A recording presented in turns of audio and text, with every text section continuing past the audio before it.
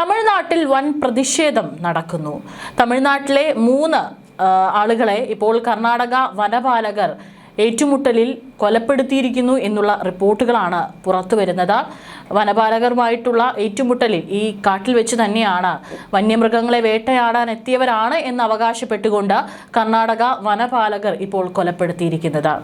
എന്നാൽ കൊല്ലപ്പെട്ടവരുടെ ബന്ധുക്കൾ ഈ ആരോപണം മുഴുവനായി നിഷേധിച്ച് പ്രതിഷേധവുമായി രംഗത്തെത്തിയിട്ടുണ്ട്. ചാമരാജനഗർ ജില്ലയിലെ ഹാനൂരിലാണ് ഈ സംഭവം നടക്കുന്നത്. രോഷാകുലരായ ഗ്രാമവാസികളും മരിച്ചവരുടെ ബന്ധുക്കളും സുഹൃത്തുക്കളും ചേർന്ന് കാവേരി വൈൽഡ് ലൈഫ് സാങ്ച്വറി ഓഫീസും അടിച്ചു തകർത്തിരിക്കുകയാണ്. ഓഫീസിലുണ്ടായിരുന്ന ഫർണിച്ചറുകളും മറ്റും റോഡിലേക്ക് വലിച്ചെറിഞ്ഞു. ഓഫീസിന് പുറത്ത് വൻ ജനക്കൂട്ടം തടിച്ചുകൂടിയതിനെ തുടർന്ന് മുൻകരുതൽ നടപടിയായി പോലീസ് പ്രദേശത്തും സുരക്ഷ ശക്തമാക്കിയിരിക്കുകയാണ്. അനാവശ്യ സംഭവങ്ങൾ ഒഴിവാക്കാൻ ഹാനൂരിൽ കൂടുതൽ പോലീസുകാരെയും വിന്യസിച്ചിട്ടുണ്ട്.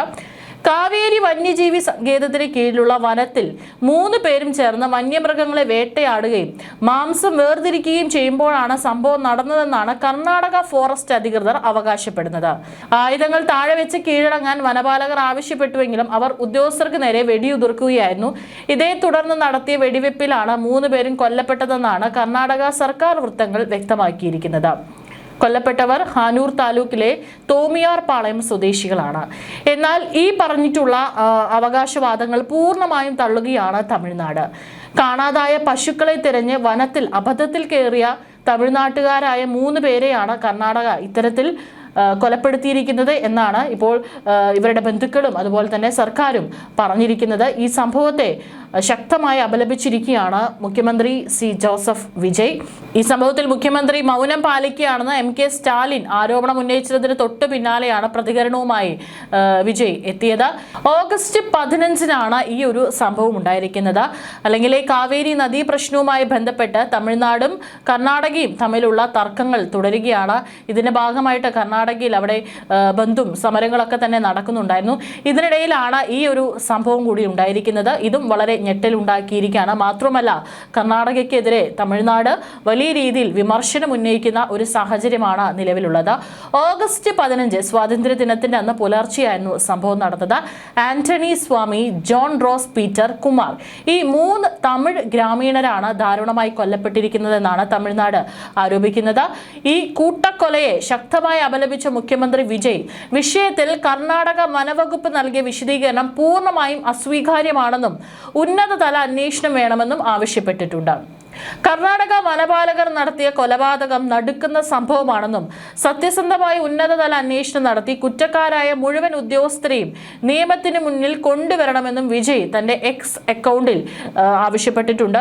കൊല്ലപ്പെട്ടവരുടെ കുടുംബങ്ങൾക്ക് ആവശ്യമായ എല്ലാ സഹായങ്ങളും നഷ്ടപരിഹാരവും നൽകാൻ കർണാടക സർക്കാർ തയ്യാറാകണമെന്നും ഇത്തരം ക്രൂരമായ സംഭവങ്ങൾ ആവർത്തിക്കാതിരിക്കാൻ കർശന നടപടി വേണമെന്നും കൂട്ടിച്ചേർത്തിട്ടുണ്ട്. അതിനിടെ സംഭവത്തിൽ കർണാടക പോലീസ് 7 വനവകുപ്പ് ഉദ്യോഗസ്ഥർക്കെതിരെയും കേസെടുത്ത് FIR രജിസ്റ്റർ ചെയ്തിട്ടുണ്ട് എന്നാണ് റിപ്പോർട്ടുകൾ. കൊല്ലപ്പെട്ടവരുടെ കുടുംബാംഗങ്ങൾ നൽകിയ ഔദ്യോഗിക പരാതിയുടെ അടിസ്ഥാനത്തിലാണ് IG തലത്തിലുള്ള അന്വേഷണം, ഉദ്യോഗസ്ഥർക്കെതിരായ കേസും. എന്നാൽ കർണാടക നൽകുന്ന വിശദീകരണം 3 പേരും വേട്ടക്കാരായിരുന്നുവെന്നും ശനിയാഴ്ച അതായത് ഓഗസ്റ്റ് 15 രാവിലെ വന്യജീവികളെ വേട്ടയാടാൻ കാവേരി വന്യജീവി സങ്കേതത്തിൽ പ്രവേശിച്ചതായിട്ടാണ് പറയുന്നത്. എന്നിരുന്നാലും കുറ്റവാളികളാണെന്ന് ഉറപ്പിക്കുന്നതിന് മുൻപേ അവരെ അതേ സ്പോട്ടിൽ വെച്ച് ഇത്തരത്തിൽ കൊലപ്പെടുത്തിയ രീതിക്കെതിരെ വലിയ വിമർശനമാണ് ഉയരുന്നത്. അതായത് അവരെ പിടികൂടുക എന്നതിലുപരി അവരെ കൊലപ്പെടുത്തേണ്ട ഒരു സാഹചര്യം എന്തായിരുന്നു എന്നുള്ളതാണ് ഇപ്പോൾ വിമർശനം ഉന്നയിക്കുന്നത്. സംശയാസ്പദമായ രീതിയിലാണ് അവരെ ഇനി കണ്ടെത്തിയതെങ്കിൽ അവരെ അറസ്റ്റ് ചെയ്യുക, ചോദ്യം ചെയ്യുക, എന്നിട്ട് സത്യം തെളിയുകയാണെങ്കിൽ കൂടുതൽ നിയമ നടപടികളിലേക്ക് പോവുക, അതായിരുന്നല്ലോ ചെയ്യേണ്ടത്. അല്ലാതെ അവരെ അതേ സ്പോട്ടിൽ വെച്ച് എന്തിന് കൊലപ്പെടുത്തി എന്നുള്ളതിലുള്ള വിശദീകരണമാണ് ചോദിക്കുന്നത്. വേട്ടയാടാൻ വന്നതാണെങ്കിൽ തന്നെ അത്തരത്തിൽ എന്തെങ്കിലും ആയുധങ്ങൾ അവരുടെ കയ്യിൽ ഉണ്ടാകും എങ്കിൽ അതും ഒരു സ്ട്രോങ് എവിഡൻസ് ആണ്. പക്ഷേ അവിടെ അത്തരത്തിലൊന്നും ആ മരിച്ച 3 പേരുടെയും കൈകളിൽ ഉള്ളതായി ഇപ്പോൾ മാധ്യമങ്ങളൊന്നും തന്നെ റിപ്പോർട്ട് ചെയ്യപ്പെട്ടിട്ടില്ല. ഇപ്പോൾ ഇവരുമായി വെടിയുതിർത്തു, അതുകൊണ്ടാണ് തിരിച്ചും വനപാലകർക്ക് ഈ 3 പേരെ കൊല്ലേണ്ടി വന്നത് എന്നാണ് പറയുന്നത്. അങ്ങനെയാണെങ്കിൽ അവരുടെ കൈകളിൽ നിന്ന് പിടിച്ചെടുത്തിട്ടുള്ള ആയുധം എവിടെ? അല്ലെങ്കിൽ ഇത്തരത്തിൽ ഒരു മൃഗത്തെ കൊന്ന് മാംസം വേർതിരിക്കുന്നതിനിടയിലാണ് എന്ന് പറയുന്നത്. എങ്ങനെയാണെങ്കിൽ അതിന്റെ തെളിവുകൾ എവിടെ? ഇതൊന്നും തന്നെ പുറത്തു വന്നിട്ടില്ല എന്നുള്ളതാണ് യാഥാർത്ഥ്യം. അങ്ങനെയാണെങ്കിൽ എന്തടിസ്ഥാനത്തിലാണ് അവരെ ഇത്തരത്തിൽ കൊലപ്പെടുത്തിയത് എന്നുള്ള കാര്യത്തിൽ കൃത്യമായിട്ടുള്ള മറുപടി കർണാടക സർക്കാർ തന്നേ മതിയാകൂ എന്നാണ് ബന്ധുക്കളടക്കം ആരോപിക്കുന്നത്. ഒന്ന് ആലോചിച്ച് നോക്കണം, ഒരുപക്ഷെ അബദ്ധത്തിൽ കയറിയതാണെങ്കിൽ കൂടി ഇത്തരത്തിൽ ഈ ഒരു രീതി, ആദ്യത്തെ ഒരു നിയമ നടപടി എന്ന് പറയുന്നത് അവരെ പിടികൂടുക അല്ലെങ്കിൽ അവരെ ചോദ്യം ചെയ്യുക തുടങ്ങിയിട്ടുള്ള കാര്യങ്ങളാണ്.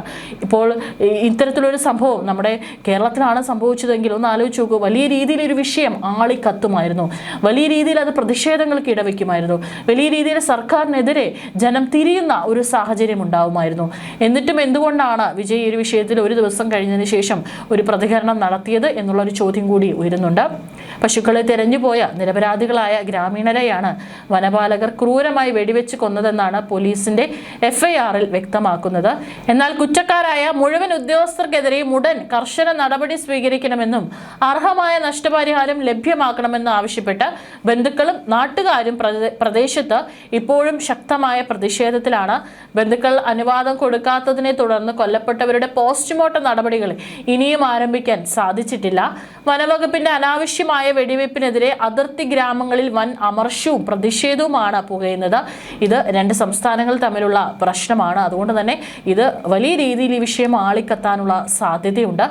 ഇരു സംസ്ഥാനങ്ങളും തമ്മിലുള്ള പല വിഷയങ്ങളിലുള്ള ഒരു ശത്രുതാ മനോഭാവം അത് ഇപ്പോൾ സാധാരണക്കാരിലേക്കും ഇറങ്ങി വന്ന് അത് വലിയ രീതിയിൽ ഒരു വിഷയമാകാനുള്ള സാധ്യതയും ഇവിടെയുണ്ട്. ആക്രമണം നടത്തിയ ഉദ്യോഗസ്ഥർക്കെതിരായ ശക്തമായ നടപടി സ്വീകരിക്കണമെന്നും കൊല്ലപ്പെട്ട കുടുംബാംഗങ്ങൾക്ക് അർഹമായ നഷ്ടപരിഹാരം ഉടൻ തന്നെ ഉറപ്പാക്കണമെന്ന് ആവശ്യപ്പെട്ടും ബന്ധുക്കളും നാട്ടുകാരും പ്രതിഷേധത്തിലാണ്. ബന്ധുക്കൾ അനുമതി നൽകാത്തതിനെ തുടർന്നാണ് ഇതുവരെയും പോസ്റ്റ്മോർട്ടം നടപടികൾ ആരംഭിച്ചിട്ടില്ല. ചാമരാജനഗറിലും മൈസൂരിലും ഇന്നലെയും പ്രതിഷേധം പൊട്ടിപ്പുറപ്പെട്ടു. വനപാലകർക്കെതിരെ നീതിയും നടപടിയും ആവശ്യപ്പെട്ട് മരിച്ചയാളുടെ ബന്ധുക്കളും ഗ്രാമവാസികളും ഹനൂരിലെ ദത്തി വനമേഖലയിൽ ഒത്തുകൂടിയതായി റിപ്പോർട്ട് കൂട്ടിച്ചേർത്തിട്ടുണ്ട്. മാലെ മഹാദേശ്വര ബേട്ടയിലേക്കുള്ള റോഡും പ്രതിഷേധക്കാർ ഉപരോധിച്ചു. തമിഴ്നാട്ടിൽ 3 പേരും വേട്ടക്കാരാണെന്നാണ് കർണാടക വനവകുപ്പിന്റെ വാദത്തെ DMKയും PMKയും ചോദ്യം ചെയ്യുകയും ഉത്തരവാദിത്തം ആവശ്യപ്പെടുകയും ചെയ്തിട്ടുണ്ട്.